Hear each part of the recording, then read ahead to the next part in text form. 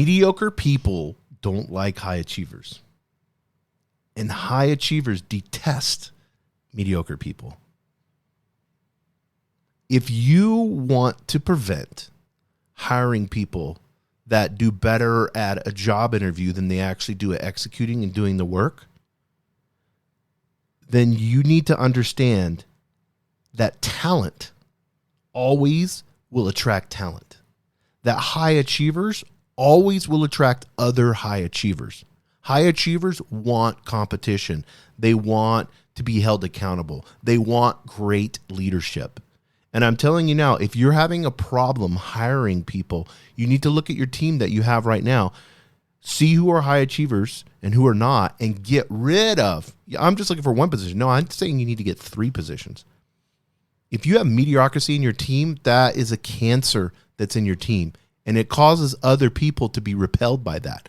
Good people, you could have one person that will stay with you for 20 years and be super loyal, hardly do anything, and you will cause all the high achievers to leave over and over and over and over again because of that one person. I've seen it happen constantly, especially in sales. You have this really loyal, the owner likes, everybody loves this guy, is just mediocre and average. He just gets by on being good friends with everybody high up. And then they get these high achiever salespeople come in, they see this, they're like, I'm not going to deal with this. I'm not going to make any money. This guy's happy making $4 or $5 grand a month. I'm not happy doing that. You know, my last job, I made 25 grand. I got to go somewhere where I can do that. If this is what they think is amazing and great, and this is who they want to be friends with, I don't have an opportunity with that. So if you're wondering why you can't keep great people, it's because usually you have somebody that is repelling those high achievers and causing them to go away. And you need to find that person and fire them. You got to fire fast, hire slow, fire fast, guys. So let's get into this a little bit because I want you to understand this is from Admired Leadership. I love their email. And whenever you're recruiting somebody, how do you know if they have mediocrity or not? And I know when we select talents, a lot of times for me, it's like, I think I've got the person, I think they're awesome and they're great. And then next thing you know, it's kind of like a bummer. And we all do this with hiring. And I want to share a couple things that I have noticed over the years and years and years of me hiring and firing people is people can have ability, but ability doesn't translate to execution.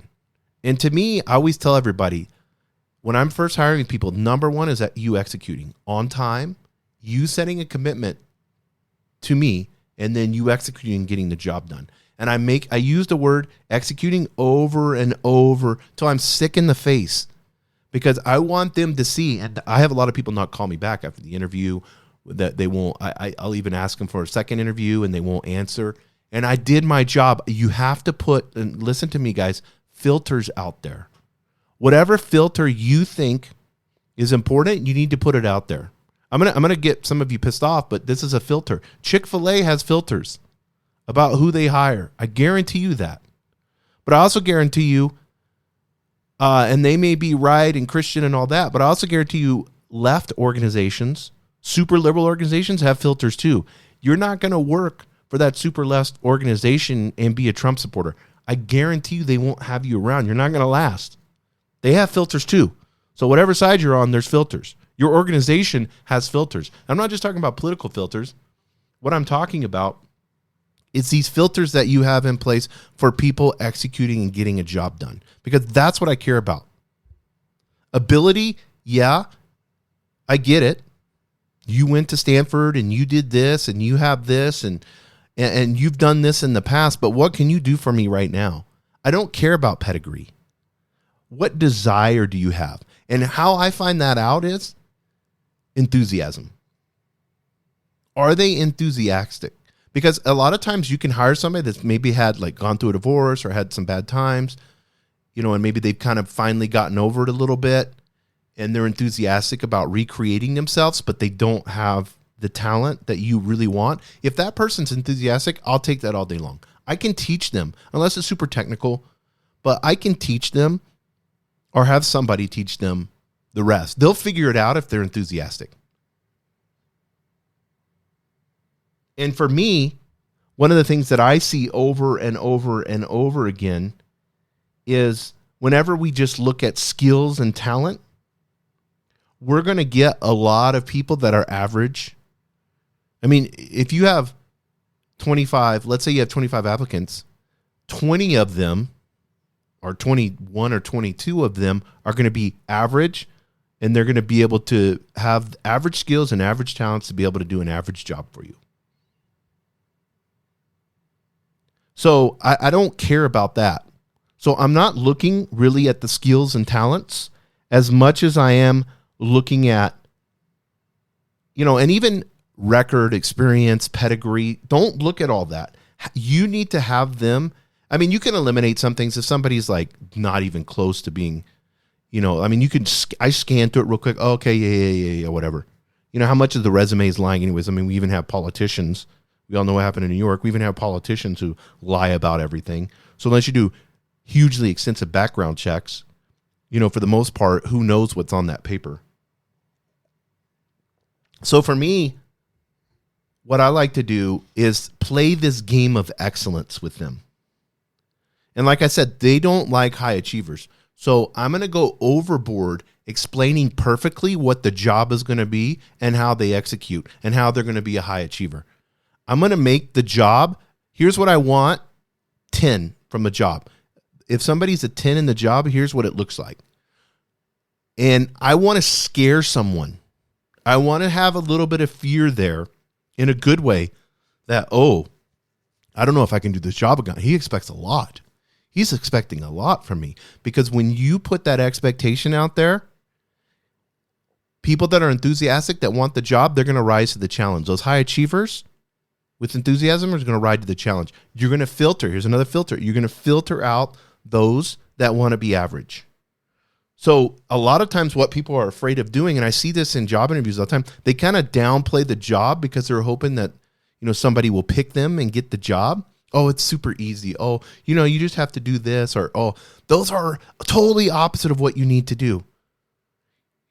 Most people don't really, I'll tell people this, most people probably are not going to be happy working here. And here's the reason why. If you're average and you just want to do an average job, you're probably not going to like working here. We have a lot of high achievers that work here. We stay busy all day long. We're not about like hanging out, hanging in jobs. That will get you too. We don't take long lunches. We're not that type of job. And there's a ton of jobs where they want average people. And if that's what you want, if you're looking more of like a laid back atmosphere where you kind of just can then this isn't the place for you. I've had people after I've said that get up and tell me, nah, I just don't feel like this is they'll interrupt the interview and leave. Perfect. Good. I only spent 3 to 5 minutes. Do you see what I'm saying? Write out your filters. Write out the job description and tell them the way that you want it to be done in a perfect world. Put a challenge out there. And then tell them how the job and the company is totally unique than everybody else's in a way that they have to be a high achiever and enthusiastic. That will get you top performers.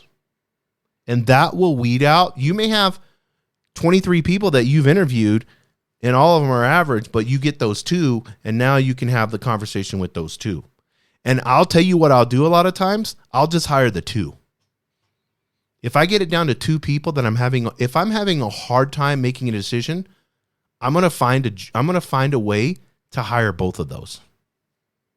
Especially if it's in like sales or something like that. If you're debating, like you almost got to flip a coin, hire both of them. Who cares about having one position? Hire both of them. Figure out a way. If it's budget restraints or something like that, find a way to save that money and hire 2 people. What if you get 2 high performers and they're competitive off of each other? They're going to make you more money. The ROI is amazing. When you have somebody that's producing, that's the whole idea of having an employee, isn't it? For them having 10x ROI.